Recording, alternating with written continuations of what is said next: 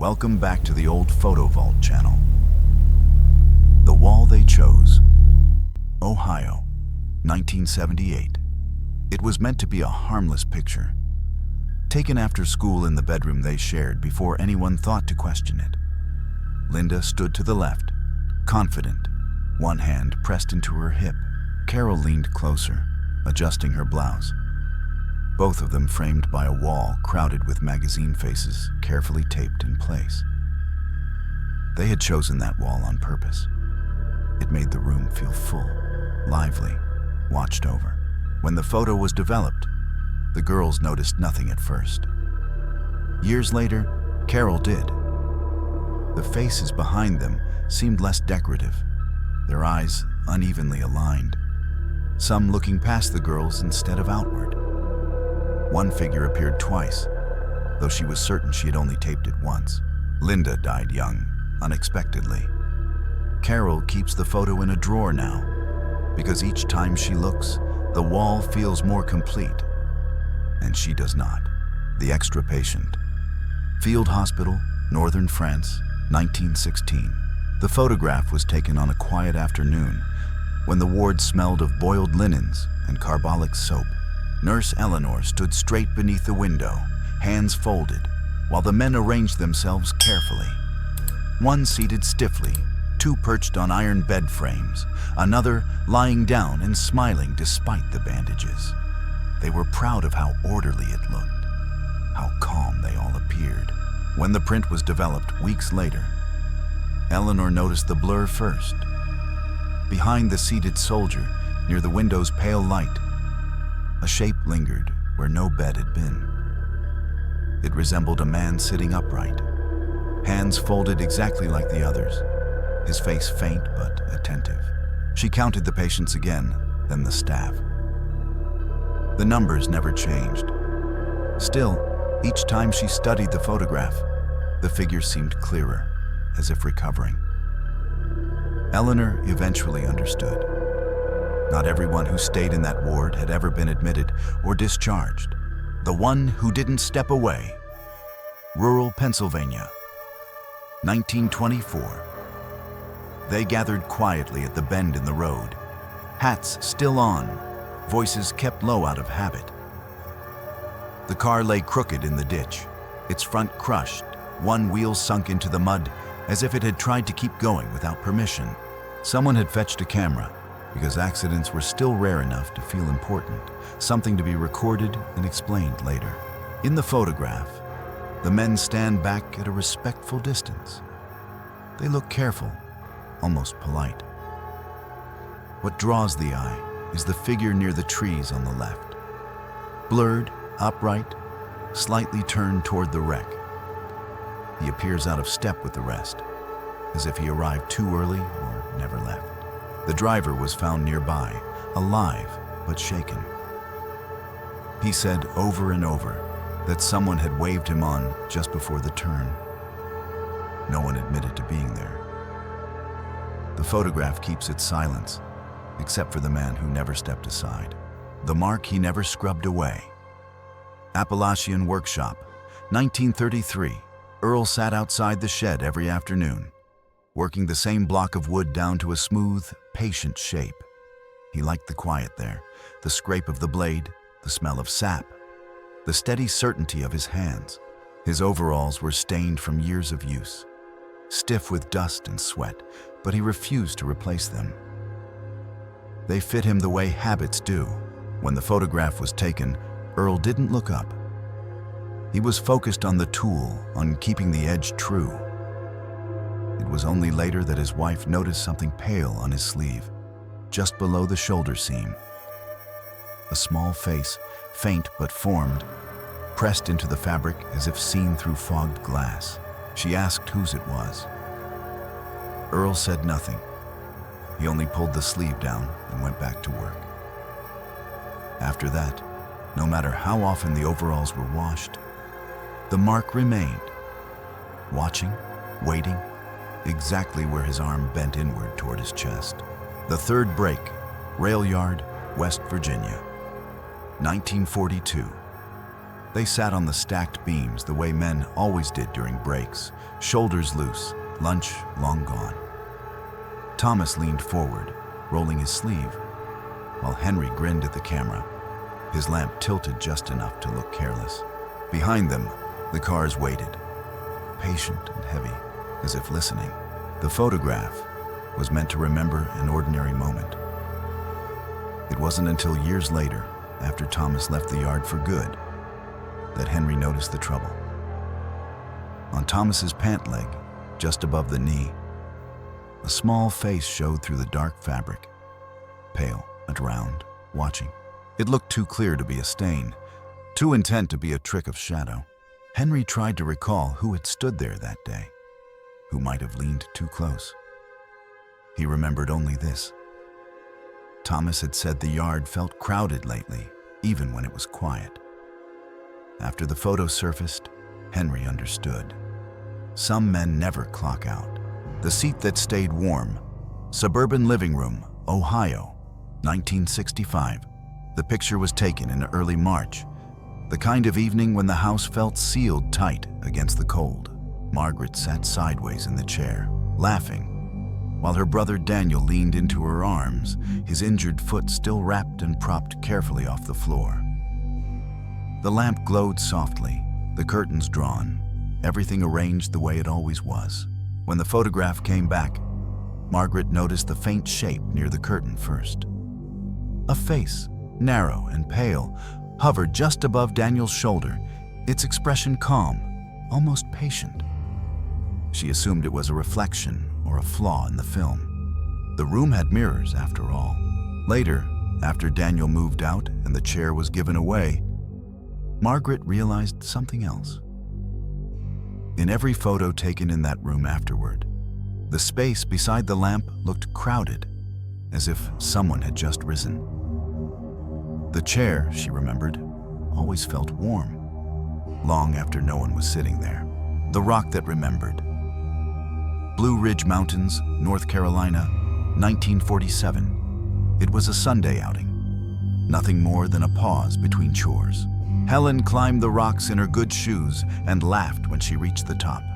Arms spread to steady herself, pleased with the view and the cool air moving through the trees. The stone felt warm beneath her palms, sun-soaked and dependable, as if it had always been waiting. The photograph captured her just as she settled, smiling politely for the camera.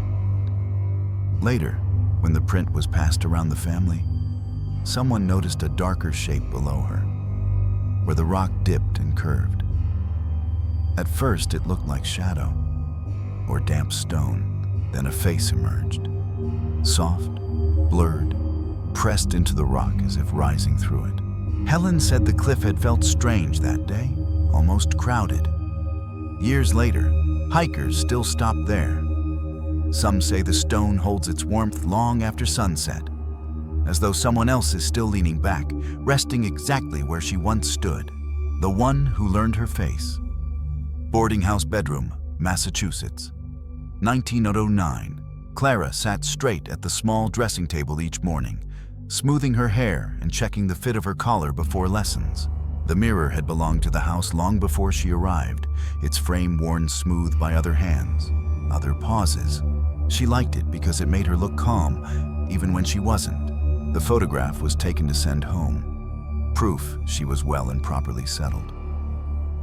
Clara turned just enough for the camera, her reflection facing forward, composed and obedient. When the print returned, her mother admired the girl in the glass more than the one with her back turned.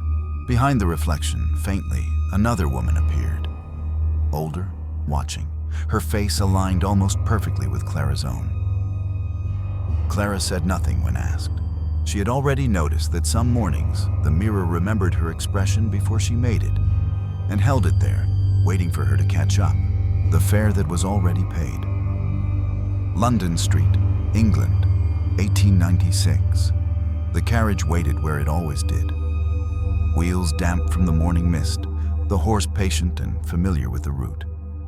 Mr. Ralphka, Hawthorne sat upright, hat straight, reins loose in his hands, thinking of nothing more than the short ride ahead. The street behind the iron gates was quiet, early enough that the city felt unfinished. The photograph was taken by accident, a test of new equipment, meant only to capture motion and light. Later, when the image was examined, someone noticed a figure near the gate. Pale, upright, blurred as if caught between steps. It stood too close to the carriage. Close enough to be a passenger, yet no door was open. Mr. Hawthorne insisted no one else had ridden with him that morning. Still, he admitted the horse had hesitated just once, as though waiting for weight to settle.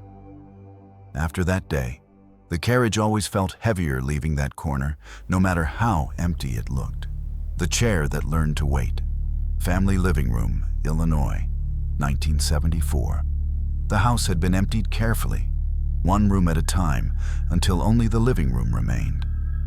The furniture stayed where it always had, as if no one wanted to admit it was next. Afternoon light slipped through the vertical blinds, warming the couch, the glass table, the quiet arrangement of lamps that no longer needed turning on. The photograph was taken to remember how neat it all looked at the end. No one noticed anything unusual until the image was developed. Near the armchair by the window, a second shape appeared. Faint, seated, its outline overlapping the fabric as though testing the fit. It looked less like a person than the idea of one. Paused mid-rest. They said it was motion blur, a trick of light. Still, when the movers came, they hesitated before lifting that chair. The cushion was warm. No one could explain why. The appointment he kept. Undertaker's Studio, New York, 1891. The room was prepared as carefully as a parlor, with fresh linen tucked tight and flowers arranged to soften the smell of chemicals and wood. Alden lay as instructed, hands folded, face composed in the polite expression he had practiced all his life. The photographer adjusted the light and asked for stillness, though everyone knew that part would not be difficult. When the plate was developed, the family admired how peaceful he looked. Only later did the undertaker notice something pale resting against the blanket near Alden's chest. It resembled a small figure, faintly formed, its outline pressed into the fabric as if settling in. The undertaker remembered then that Alden had arrived alone that morning, insisting on this final portrait, saying he had an appointment he couldn't miss. After the photograph, the room felt occupied for hours. No one could bring themselves to smooth the blanket again, certain it was already being held in place. The passenger who never learned to swim. Lake Crescent, Washington, 1912. The boat drifted close to shore, slow enough that the water barely rippled. Edith sat sideways on the bench, one hand resting on the worn wood, the other absently touching the dog's neck as it watched the trees slide past. The afternoon was mild, quiet, meant for remembering later as peaceful. The photograph caught her profile cleanly, her dress pale against the darker water. Only after the print dried did the shape behind her become clear. A figure stood in the lake, waist deep, blurred and upright. Its outline softened as if the water refused to hold it properly. It was too close to the boat, too still to be swimming. Edith insisted no one had been in the water that day. Still, she admitted the dog had growled once, low and uncertain, staring past her shoulder. Long after, she refused to ride boats on that lake again. She said it always felt as though someone else was already waiting to get in, the customer who didn't finish paying. Corner drugstore, Missouri, 1931. The shop smelled of soap and paper. Shelves stacked carefully so nothing would lean or fall. Mr. Levin stood behind the counter, counting change, while two men waited their turn, hats still on, coats buttoned against the chill outside. The bell over the door had stopped ringing for the morning, and the street beyond the glass moved slowly, as if undecided. The photograph was taken to show how prosperous the store looked, how full the shelves were even in hard times. When the print came back, Mr. Levin noticed the blur near the counter first. A third figure, half-formed, standing where no one remembered waiting. its outline bent forward slightly, the posture of someone reaching for coins. Mr. Levin recalled then a regular customer who used to stand just there, always short a few cents, promising to return. He never had. After the photograph, the register sometimes opened by itself, just enough to leave a space where payment should have been made. The game. She waited to finish. Garden behind the house, England, 1905. The doors were left open that afternoon to let the heat escape, and the garden lay quiet beyond the gravel path. Eleanor stood in her light dress, holding the hoop loosely at her side, listening for her sister to catch up. The game had slowed, as games often did, into something calmer, almost thoughtful. The photograph was taken from inside the house, the dark doorway framing the bright yard. Eleanor appeared clear and patient, turned slightly as if responding to a voice. Only later did the second figure become visible.